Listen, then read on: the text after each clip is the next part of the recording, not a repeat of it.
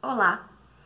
É sabido que o isolamento domiciliar favorece a exacerbação de sintomas emocionais, como medo, preocupação, ansiedade, irritabilidade ou até confusão mental. Você está passando por algo assim? Tem algum familiar idoso que esteja tendo períodos de confusão, que tenha demência, com momentos de exacerbação de sintoma agora durante o isolamento social? Talvez esse vídeo possa te ajudar. Lembrando que este vídeo não substitui a consulta com um profissional capacitado, com um terapeuta ocupacional habilitado para tratar idosos. Como então, a terapia ocupacional pode ajudar nas crises nervosas e exacerbação de sintomas emocionais agora durante o isolamento domiciliar? Primeiro, eu costumo falar que a gente tem que olhar o idoso saudável do idoso com algum comprometimento cognitivo, ao mesmo tempo que olhar de forma generalizada, pois todo ser humano é único, indissociável, com crenças, um histórico ocupacional, valores, gostos, emoções diferentes. Então, ao mesmo tempo que a gente olha cada um como uma pessoa única, a gente tem que ter uma visão um pouco diferenciada quando a gente fala de idosos saudáveis e idosos com disfunção cognitiva. Pensando também que os idosos sabem que eles são um grupo com maior taxa de letalidade para o Covid-19, a gente tem que olhar com atenção para a questão do medo que essa população tem carregado consigo.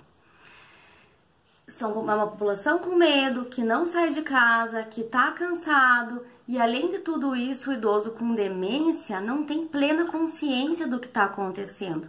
Mas ele percebe uma rotina diferente, ele percebe que os familiares que costumavam sair para trabalhar agora estão o dia inteiro em casa, às vezes até com pijama o dia inteiro, e ele pode ter uma alteração emocional sim por conta dessa observação da alteração da rotina em casa. Tanto o idoso saudável quanto o idoso com demência ou disfunção cognitiva podem ter uma crise de estresse, choro, ansiedade, e aí sim, com cada um desses grupos, nós lidaremos de forma diferente. O idoso saudável, basicamente, falando de forma rasa, por isso que eu falei, esse vídeo não substitui uma consulta, mas esse idoso saudável, ele basicamente vai precisar desviar o seu foco de atenção num momento de crise ou mini crise para focar em alguma atividade relaxante e prazerosa.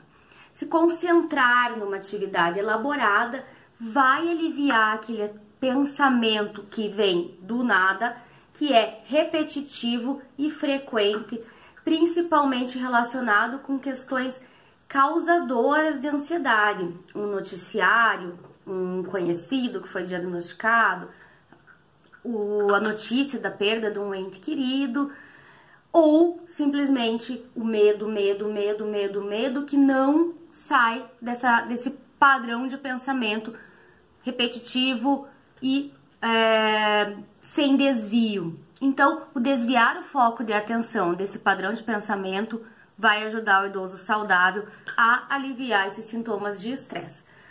Se concentrar numa atividade que seja bem diferente disso que traz esses pensamentos disfuncionais. Cozinhar, fazer crochê, lavar a roupa. Eu tive uma paciente hoje que me falou: hoje eu sequei o cabelo, fiz escova no cabelo e fiquei super feliz. Para cada um vai ser uma atividade diferente. Lembrando que é importante, não se cobre. Se você tem consciência de compreender essa minha mensagem, é para você que eu vou falar isso agora. Não se cobre, não se culpe, não se torture e não se sabote. Isso vai também te ajudar a manter a mente em equilíbrio. E você sabe do que eu tô falando. Cada um tem seus mecanismos de autossabotagem, de se cobrar demais, de se culpar por coisas que não lhe competem. E nisso a gente vai carregando um sofrimento em cima de outro sofrimento. Tente manter um equilíbrio. Se você achar que isso tá num nível patológico, procure ajuda. Você pode inclusive se beneficiar de terapia online. Já o idoso com comprometimento cognitivo leve, Alzheimer ou qualquer outra demência deve ter uma rotina estruturada para seguir. Isso é fundamental.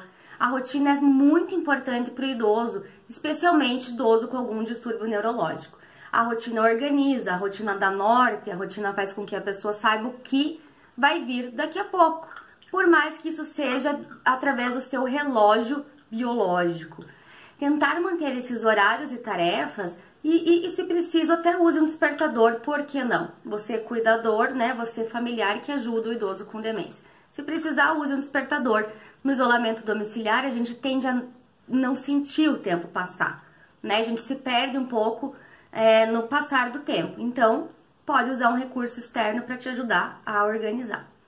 Biologicamente, a rotina influencia no nosso ciclo circadiano, que é o nosso relógio biológico interno.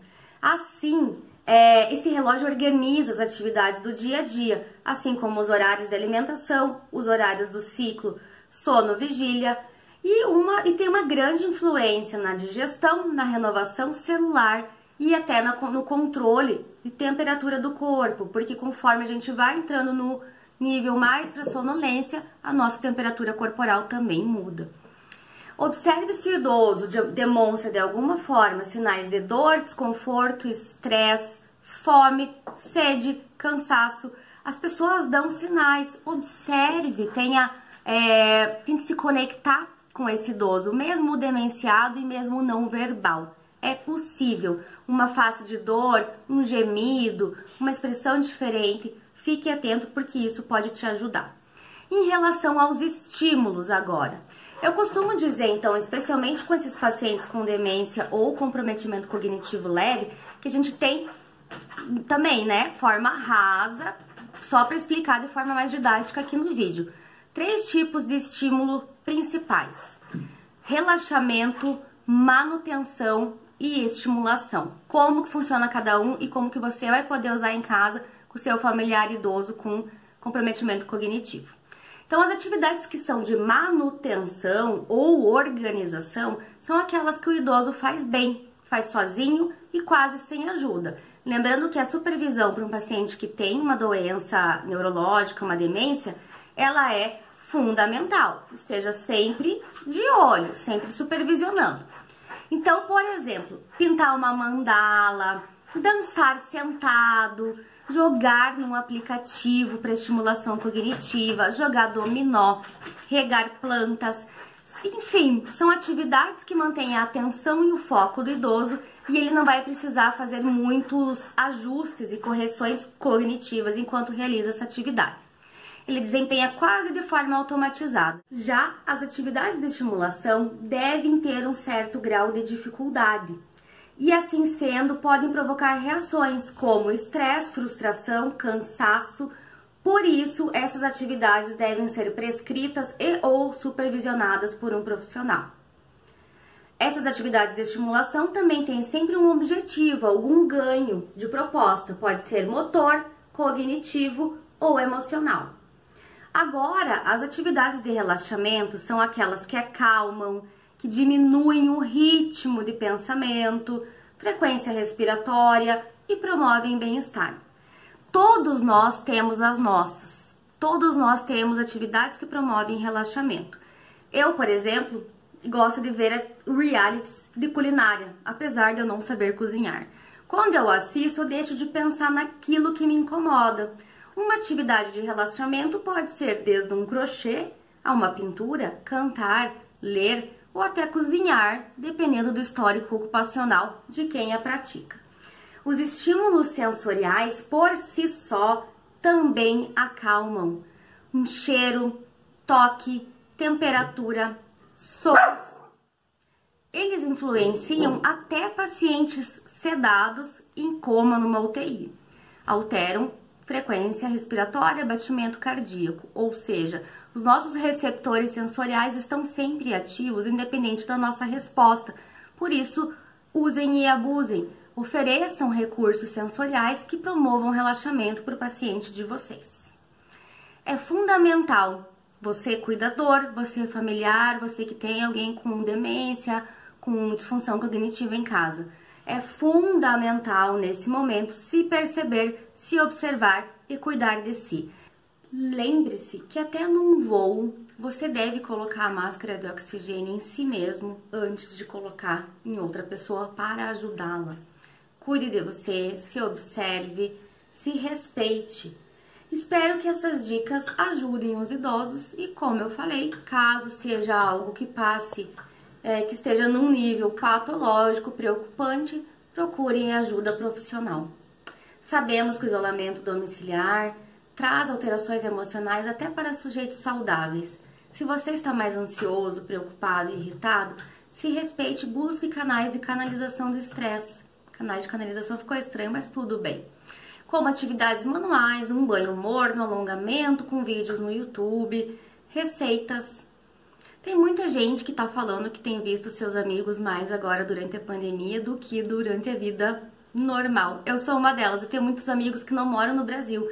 Videochamadas são um ótimo recurso para você se manter socializando, conversar com pessoas, saber da vida dos outros, contar suas novidades, de mesmo num ambiente domiciliar, e ao mesmo tempo interagir socialmente. Isso faz muito bem. Faça videochamadas, desabafe, dê risada, conte da vida, da novela, do filme, do cachorro. E se estiver muito difícil, procure ajuda profissional. A terapia online hoje em dia é uma realidade e que veio para ficar. Por fim, por mais óbvio que pareça, o que eu vou dizer é importante e vai reforçar aquilo tudo que a gente vem conversando ao longo desses dias aqui, para quem me acompanha nas minhas redes sociais. A pandemia não vai passar mais rápido só porque a gente está ansioso e irritado. Tenha calma, cuide de você. Fique em casa e cuide também das pessoas que você ama, especialmente dos idosos que nesse momento precisam de cuidado. Não seja um vetor, não coloque em risco aqueles que você ama e vai passar.